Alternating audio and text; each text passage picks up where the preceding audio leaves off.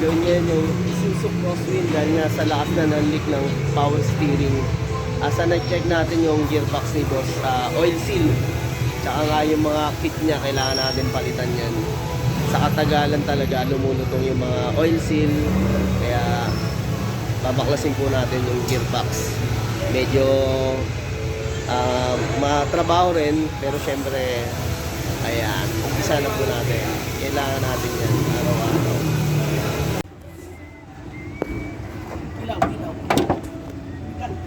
Ayan na mga paps, lusak talaga ng lungkit.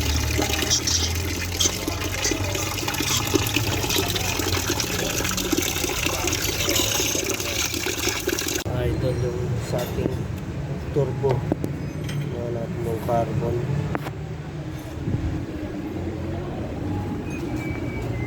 Yung carbon idol, impeller, ayun. Sakto lang. Ay, hindi. Yun ang maitim. Ito pa mga ikot mo lang. Tingnan natin yung ikot ng maganit. Medyo maganit. So, sa mga pop sa carbon. Kaya talagang kumukunat yung ikot na itong ating na to. Kailangan persign pa natin. Ayan. Okay. Tapos, EGR natin. Yan. Linis na natin nakaraan yan. Kaya okay pa siya. Ayun. Yan na yung ating papalitan ng mga oil seal. Yung tinatawag natin mga idol, gearbox. Yung power steering po natin. Talagang katagalan, hindi maiwasan bibigay yung oil seal.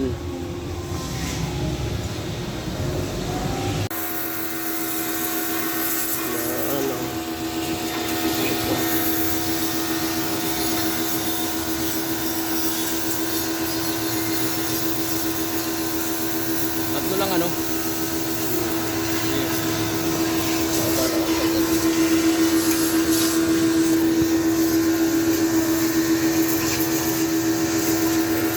mga idol, dito nagmumula yung mga tulo ng ating steering fluid. Okay.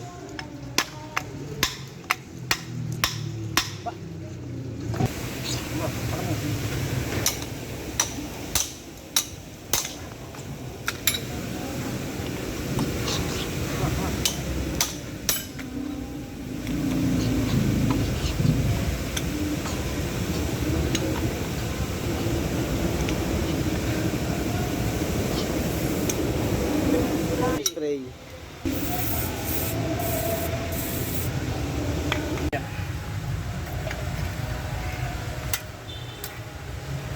Yung pinaka-shafting. Wala pa bandama. Wala ako itong kagahan sa Isinakto mo to? masakto yan. Ayun, mayroon pala malaki, no? Ayan. Kasi hindi tayo maliligaw, may malaking ito. Yung gear na yan, diyan natin tatapat.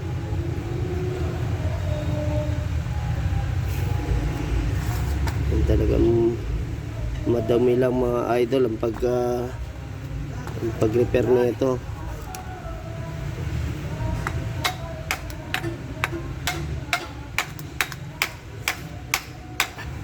Dito, yung lock. Wala, natanggal na ba natin lock dito? Oo,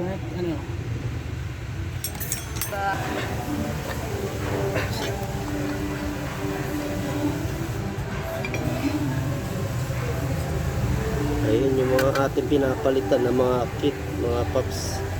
Talagang gastado na. Ito ba walang tama para masasabi natin kay boss? Ha? may tama na rin, panigurado kung tatagas. Diba? Sumagi, mga pagkakit.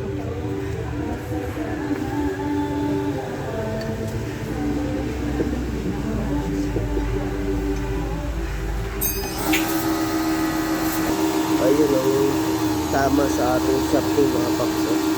Pagka talagang nag-leak pa rin, talagang may damage sa ating ito. Pero pagka okay siya, ayun, tatagal naman po yan. Yung mga paps, ito yung pinaka-gearbox ng ating Isuzu Crosswind. Pwede perkit. para mas malambot yung ating manibela.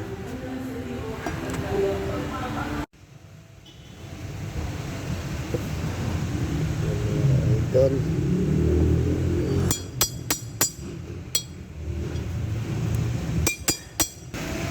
Yan, shafting natin kailangan talaga linisin. Yan. Linis nga natin yung turbo.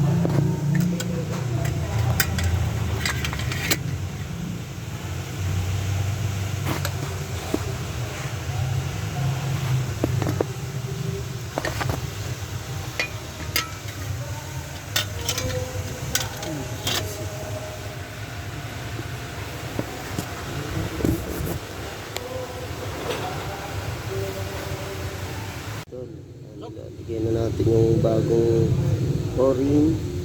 Yan. Para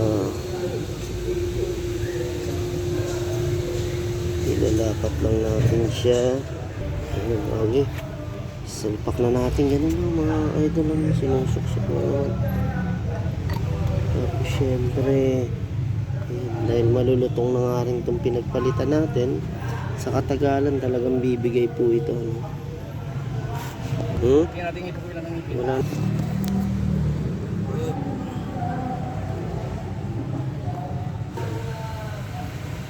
Screwdriver.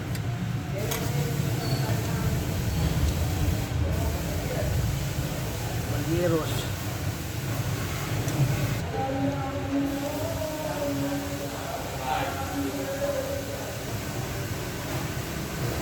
Boss, para lumapat.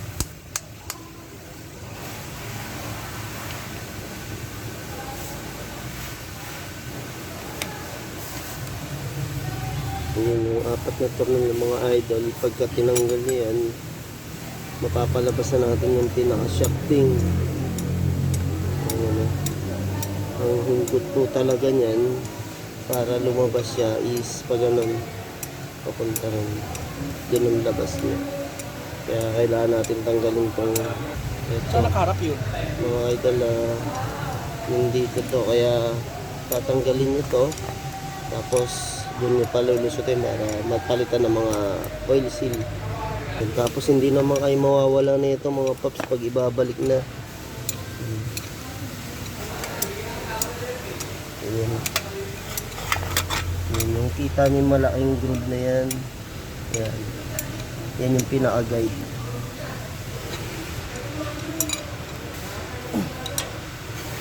Yan yung pinaka-adjuster natin mga paps. Oh.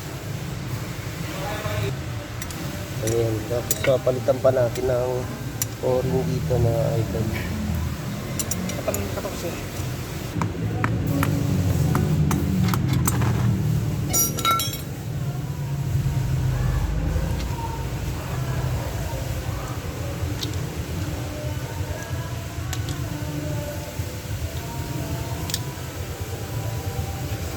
Ayan yung pinaka-ibabaw. Tapos tatanggalin pa natin yung pinaka-oil seal talaga. Ayan. Apa ako yung tasya? Pare? Ha? Kaya kaya? Tignan mo. Kaya may group ko ah. Wala naman siguro ano? Ha?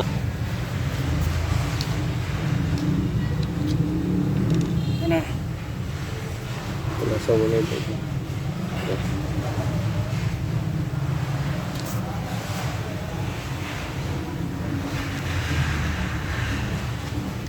Na. Pero ano? Tip. Oh, ang padulas. Na.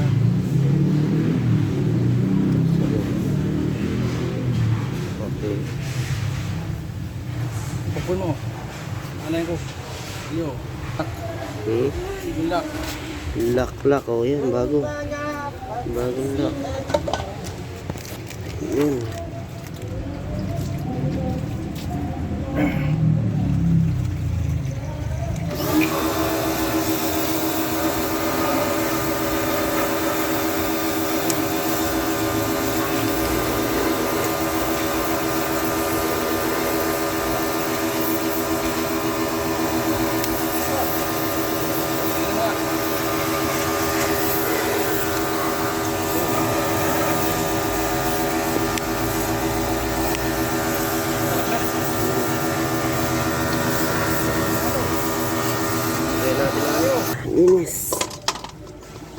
bawasan para kumpleto.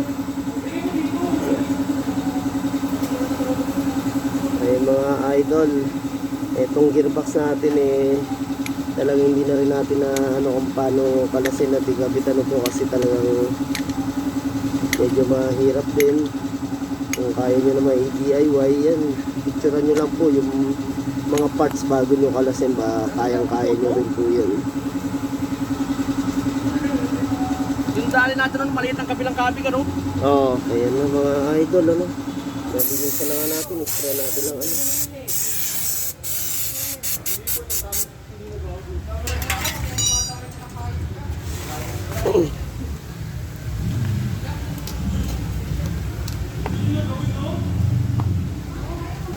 yan. Bago natin isalpak, malinis para makita natin kung may maglilis pa. Ayan. Yan. Salpak. Gagabihin na naman tayo nito. Dahil pa nakapila mga idol.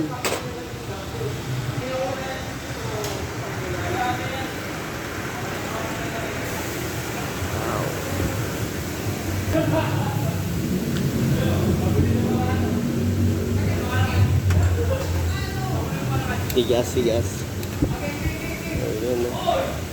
Tapos na yung turbo mga idol. Yung lang isasalpak namin ngayon. Yung gearbox ng ating power steering. Yan mga paps, kung sa mga ibang sasakyan sa rack and pinion, ito gearbox naman po yun dito, gearbox. Tapos bago natin isalpak, sentro muna natin yung pinakamanibela mga paps.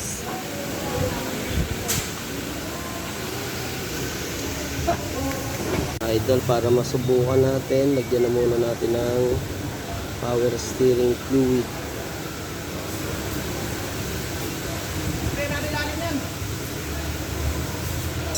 Yan mga idol. Okay. Ano, start ko?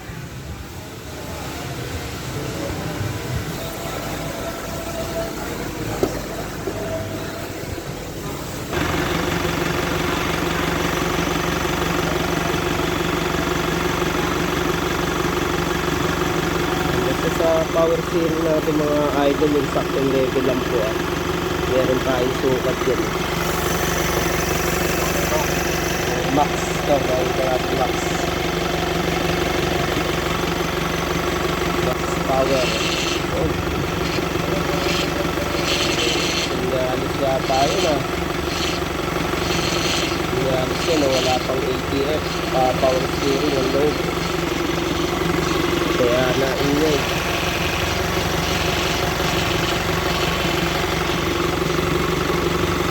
Pag napuno na ng power steering, mawawala na yung maingay na yung mga idol.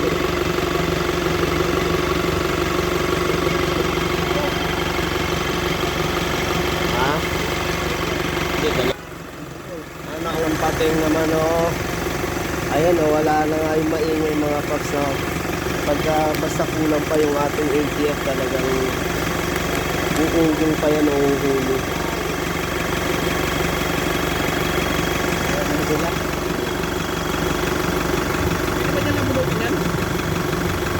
Pwede, mawawala dito sa manibela ka talaga. Ha? Mahirap dito pag nakatuloy nyo na yan, hindi kaya.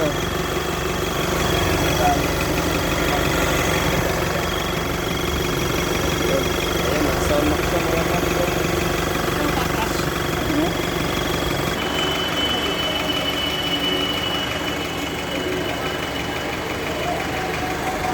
Mga paps, test drive natin itong Isuzu Crosswind po para ma-check natin bago kunin ni idol kung talagang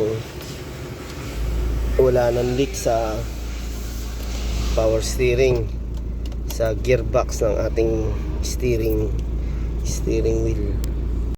Okay, ayun, test drive tayo.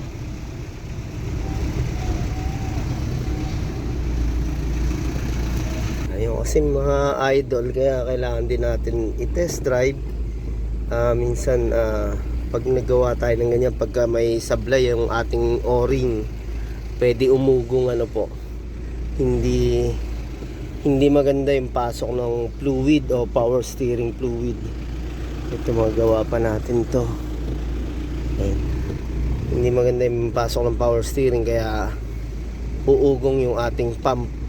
Kaya kailangan natin i-test drive bago kunin ni Idol. Siyempre tinetesting din natin yung ating steering kung nasa sentro mga Idol, kasi pag nagkalas tayo nitong gearbox is mawawala sa sentro yung ating manibela or steering. Yan. Tapos mga Idol, pag nag-repair tayo ng gearbox na yan, hindi naman natin kailangan pa-align. Hindi kagaya ng mga rack and pinion. Itong gearbox natin ito isa hindi kailangan i-align. Yan yung mga paps, so tinest drive natin, wala pa rin sa sentro, no? Kailangan natin tanggalin yung manibela. Ayan. Yan. Oo. Pareho, ito.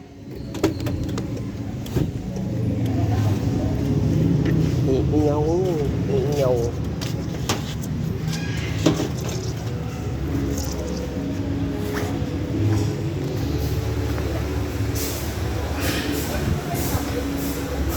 Grabe na po.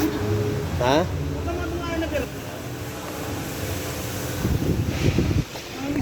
Anong size yan? 21?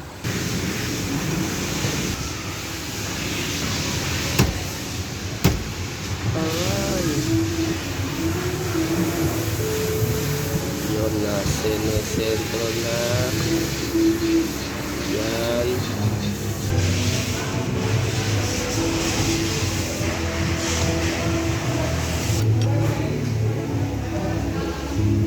Kontrahan nyo lang dito mga Idol pagka niluluwagan tsaka higpit.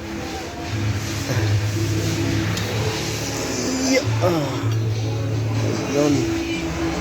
Siyempre saksak natin sa kusina.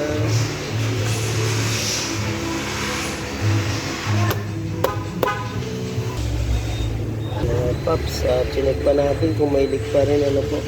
Sa ngayon wala pa naman tayo nakita. Mga Idol, ano, yung kinalas natin, ito mga tornilyo na to, 4 na tornilyo, size 14. Yun, double check natin.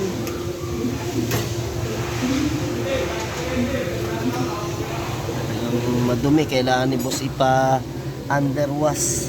Mga Idol, natapos na natin yung Isuzu Crosswind. Nilinis natin yung turbo, tapos yung leak nga sa gearbox ni Idol, kasi halos lagi siya nagdadagdag ng ATF o power steering fluid. Masyado nang magastos, saka lumalakas na yung tulo, no? Kaya yun, ginawa na po natin yun. Ayan, thank you.